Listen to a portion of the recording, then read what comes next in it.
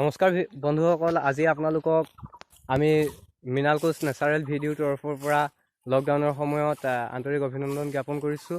আৰু লগতে আপোনালোকক এই লকডাউনৰ সময়ত চৰকাৰৰ যিসমূহ নীতি নিয়ম আছে, এই নীতি নিয়মসমূহ মানি চলিব বুলি আশা ৰাখিছোঁ। আপোনালোকে ঘৰতে থাকক, সুস্থ থাকক, কাৰণ গম পাইছে অসমত বৰ্তমান পৰিস্থিতি কেনেকুৱা। খুব কম দিনৰ ভিতৰতে ষ্টেজ 3 হ'বলৈ গৈ আছে। আজি আমি নেচাৰেল ভিডিঅ'ত আমি প্ৰাকৃতিক পৰিৱেশৰ কিছু আভাস আপোনালোকৰ মাজলৈ দাঙি আনিছোঁ। দেখিছে এই প্ৰাকৃতিক পৰিৱেশৰ প্ৰথমটো বস্তু আমি আপোনালোকৰ মাজলৈ লৈ আহিছোঁ। চাওক, আমি বহুত কষ্ট কৰি পিনি আপোনালোকৰ মাজলৈ এই ভিডিঅ'টো লৈ আহিছোঁ। এই ভিডিঅ'টো যাতে আপোনালোকে ছাবস্ক্ৰাইব, লাইক কৰে আৰু কমেণ্ট কৰক, কাৰণ আপোনালোকে কিমান কষ্ট কৰিবলগীয়া হৈছে। দেখিছে এয়া চাওক, এইখিলা হ'ল ভেদাইলতা। এইখিলা গোন্ধটো বহুত বিকট হয়, কিন্তু বহুত মহৌষধি গুণসম্পন্ন এইখিলা পাত বুলি ক'ব নোৱাৰি। ইয়াক আমি পাচলি কৰিও খাব পাৰোঁ, অৰ্থাৎ মানে মাছৰ লগত জোল বনাই খাব পাৰোঁ ইয়াক খুন্দি।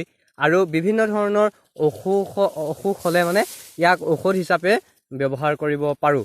আৰু দ্বিতীয়তে আমি আৰু এজোপা গছৰ ওচৰলৈ আপোনালোকক লৈ যাব বিচাৰিছোঁ। সেই গছজোপা চাওক, এনেকুৱা ধৰণৰ এইখিলা দেখিবলৈ পাইছে। এইটো টিকনি বৰুৱা বুলি কয়। এইটোৰ নাম টিকনি বৰুৱা। এইটো খাবলৈ অতি সুন্দৰ। এইটো আলুৰ লগত যদি আপুনি ভাজি কৰি খায়, তেনেহ'লে আপুনি মানে পাহৰি যাব যে মই কিহৰ সৈতে ভাত খাই আছোঁ। আপুনি পানী ঢালি ভাত খাবলৈ যেনিবা বহিছে, আজি ভাতৰ লগত খাবলৈ একো নাই, পানী ঢালি খাম বুলি ভাবিছে, তেনেহ'লে পথাৰলৈ আহক। পথাৰলৈ আহি পিনি খুব কম সময়ৰ ভিতৰত আপুনি এমুঠি টিকনি বৰুৱা বুটলক। টিকনি বৰুৱা বুটলি ইয়াৰ এই আগটো দেখিছে যে, এই আগটোৰ পাতখিনি আপুনি খাব পাৰে। এইখিনি স্বাস্থ্যৰ কাৰণে খুব স্বাস্থ্যসন্মত। এইটো বস্তু কোনো ধৰণৰ ভেজাল বা অৰ্থাৎ সাৰ দিয়া নাযায়। আৰু ইয়াৰ উপৰিও আমি এতিয়া আপোনালোকক লৈ যাব বিচাৰিছোঁ এটা পুখুৰীৰ ফালে।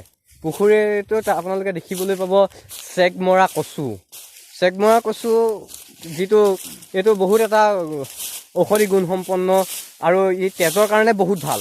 ইয়াক যদি আপুনি খায়, তেনেহ'লে আপুনি তেজৰ কাৰণে বহুত হেৰি হ'ব পাৰে। এয়া চাওক, এয়া দেখিবলৈ পাইছে, এয়া চেগমৰা কচু। এইখিলা চেগমৰা কচু বুঢ়াৰ পাত। আৰু চেগমৰা কচু যিটো বস্তু আপোনালোকে খাবলগীয়া বস্তুটো মই আপোনালোকক দেখাবলৈ আহি আছোঁ।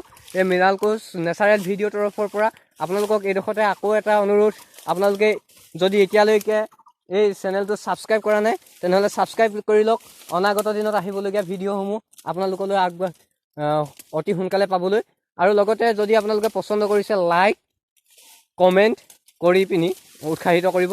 আৰু আপোনালোকে যদি চহৰীয়া হয়, তেনেহ'লে নিশ্চয় বুজি পাইছে গাঁৱলীয়া পৰিৱেশৰ যি খাদ্য নমুনা, এই খাদ্য নমুনাৰ তালিকাখন তেনেই সুকীয়া। এই সুকীয়া যিখন খাদ্য নমুনা, সেই খাদ্য নমুনাখনত আপোনালোকে খুব এটা সুন্দৰ ৰুচি দি আপোনালোকে এই খাদ্য খাব পাৰে। দেখিছে বহুত দীঘল হয়। ইয়াৰ নাম কোৱা হৈছে চেগমৰা কচু। আৰু ঠাই বিশেষে ইয়াৰ নাম বেলেগো হয়। গতিকেলৈ আপোনালোকে যদি দেখিবলৈ পায়, তেনেহ'লে বজাৰৰ পৰা কিনি আনিব।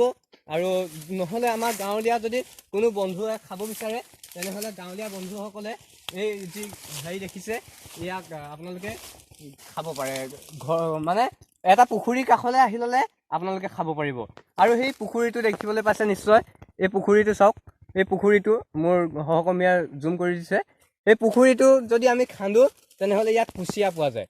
কুচিয়া নিশ্চয় আপোনালোকে দেখিবলৈ পাইছে বজাৰত। বৰ্তমান সময়ত কুচিয়াৰ মূল্য খুব বেছি। এই কুচিয়া আমাৰ স্বাস্থ্যৰ কাৰণে খুবেই বিজ্ঞানসন্মত। ইয়াক যদি আমি খাওঁ, তেনেহ'লে আমাৰ তেজ খুব পৰিষ্কাৰ হৈ থাকে। আজি আমাৰ যিটো বিশেষ ভিডিঅ', এই ভিডিঅ'টোত আমি আপোনালোকৰ তেজ পৰিষ্কাৰ কৰি ৰাখিবৰ কাৰণে বনোৱা বুলি ক'ব পাৰি। এয়া কোনোবা মোৰ লগৰ এজনে ইয়াত কুচিয়া খান্দি ইয়াৰ পৰা কুচিয়া দুটা উলিয়াই নিছে। আহক, আমি নেক্সট ভিডিঅ'টোত লগ পোৱাৰ প্ৰতিশ্ৰুতিৰে। ধন্যবাদ।